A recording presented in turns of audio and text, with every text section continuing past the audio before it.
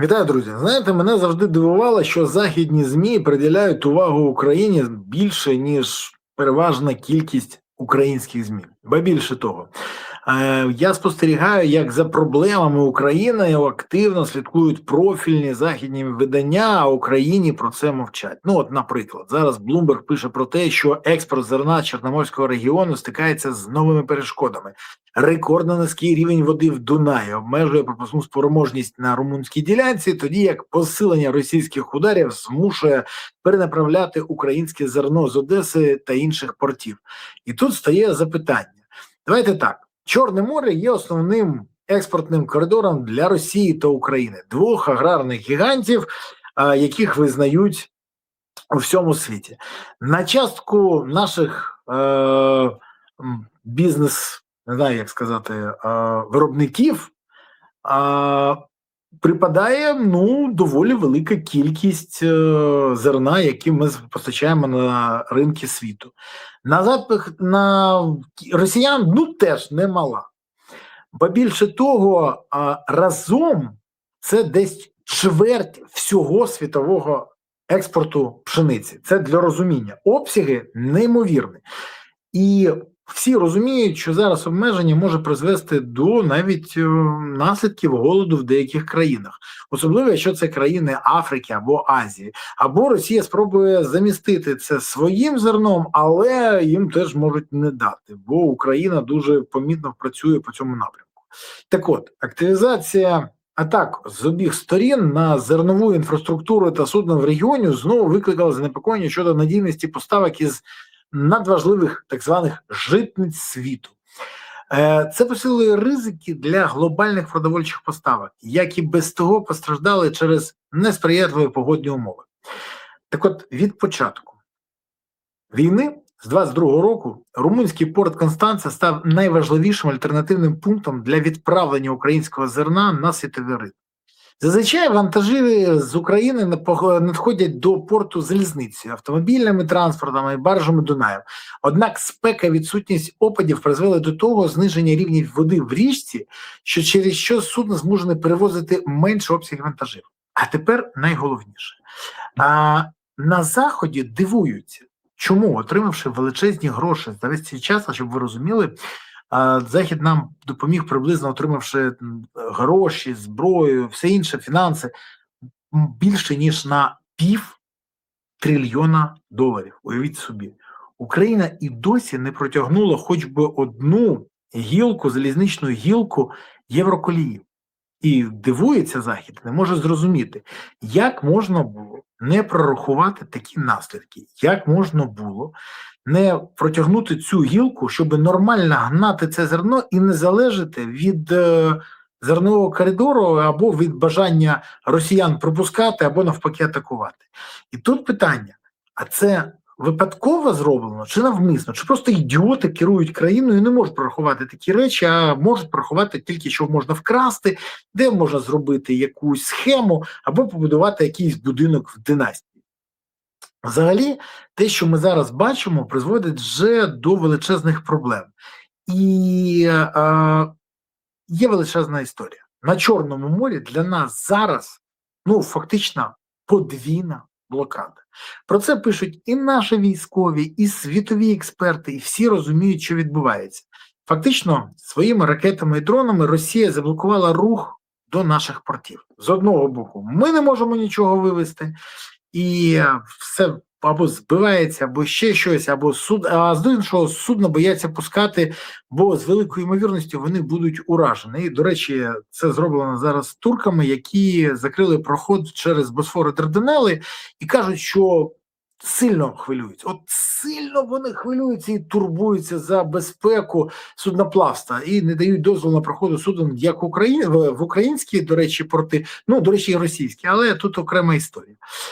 І от тут зрозуміло, так, турки грають свою гру, бо більше того підіймають свою цінність в регіоні і навіть намагаються якось домовитися з росіянами, одночасно підіймаючи ставки по своїм послугам. Все зрозуміло. Туреччина завжди буде робити так, як їй вигідно. І це, до речі, логічно. Засуджувати її за це – маячня. Нелогічно не побудувати гілку залізничну на Європу з євроколією, по якій можна гнати зерно. Це навіть не нелогічно, це тупо, це примітивно, це якось по-шоуменськи, але так і сталося. І отут питання. За 4 роки ми, на превеликий жаль, не особливо старалися якось підготуватися до того, що росіяни можуть в будь-який момент або блокувати нам море, або знищити цей зерновий коридор. При тому, що не модернізували, не побудували нову залізничні колії, і це зрозуміло. Не забезпечили потрібний захист повітря, ну ми всі пам'ятаємо чому. У нас там обіцяють тільки робити, але ж завод Рейнметал, який пообіцяли ще в 2024 році, Україна ніяк не сприймає і не допускає. Але можна вирішити все ж завгодно. Сьогоднішні наші керівники, вони туповаті, нетямущі, вони не здатні прогнозувати, це зрозуміло. Але ж ми можемо відповісти росіянам. І відповісти так, щоб вони відчули. І відповісти так, щоб вони зрозуміли. В них проблеми. Такі ж, як зараз у України. Як це зробити? Треба блокувати російський експорт, але в Балтиці. Через Балтику йде переважна більшість зараз цих суден з зерном, з нафтою, з чим завгодно. І отут Україна може зіграти. Ну, тому що око за око, зуб за зуб ніхто не скасовував. Тож, ідеальний варіант – блокувати все, що тільки можливо, в Балтійському морі. По-перше, якщо хтось нас звинуватить, скажемо, ми маємо всі підстави. Бачите, що ці покидьки зробили на Чорному морі. Ми відповідаємо. Тому морально ми в ідеальному стані. По-друге, технічні можливості в нас є. Ми і били вже там в деяких містах, а по-друге, Каспій. Ми в Каспії показали, що можемо, а до Балтиці ближче, ніж до Каспію. І третє, і це найголовніше, ми можемо бити не тільки повітряними дронами. А от тут найцікавіше, бо в нас є можливість, у нас є беки, у нас є морські дрони, які можуть виконувати потрібне, і треба бути дебілом, щоб досі не використовувати ці козирі. Бо, давайте відверто, за деякими розрахунками обмеження нафтогазових доходів Росії, а це понад 70%, яких отримує завдяки експорту через Балтику до Чорне море, може фактично збільшити дефіцит російського бюджету до 5-6% ВВП. Створити розрив у поточному рахунку платіжного балансу, що перевищує 100 мільярдів доларів, тож приблизно ще 5-6% ВВП, та призвести до зниження ВВП Росії приблизно до 10% у реальному вираженні, а не якомусь там гіперболічному або уявному.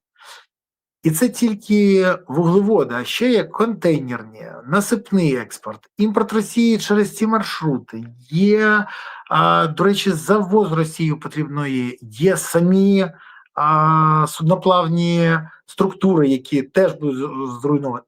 Для чого, про що я кажу? Якщо є бажання і є можливість, то це треба використовувати. Можливості у України є, а от бажання нашої влади я поки не бачу. Бо якщо б це було, ми б вже бачили, як почали скиглити росіяни і пропонувати відновити зерновий коридор для України, якщо ми припиняємо бити по їхніх суднах у Балтиці. Все лежить на поверхні. Але щось не бачу бажання у тих людей, які за це відповідають, на вулиці Банковій. Ну, мабуть, думають тільки про те, як не відповідати на запитання, хто такий Вова, для якого будують дім в династії, або накласти санкції на того, хто вказує на їх факапи, помилки, некомпетентність, невігластво і продажність. Ну що ж, бачили очі, що купували в 2019 році? Їжте, не обляпайтесь. А я хочу сказати, що буду й далі звертати увагу не тільки на проблеми, а на їх рішення. Як бачите, рішення є. Залишилося тільки їм скористатися. Дякую, що дивилися, дякую, що підписались, поставили вподобайки, прокоментували і поширили відео. Окрема подяка за те, що забезпечуєте підтримку ЗСУ, донатите на ЗСУ. Приєднуйтесь до ЗСУ, допомагайте ЗСУ. Бо ЗСУ – це єдина сила, яка є запорукою того, що Україна є майбутнє. Тож гуртуємося всі навколо потреб ЗСУ, щоб у України було гідне майбутнє. Дякую вам. Па-па.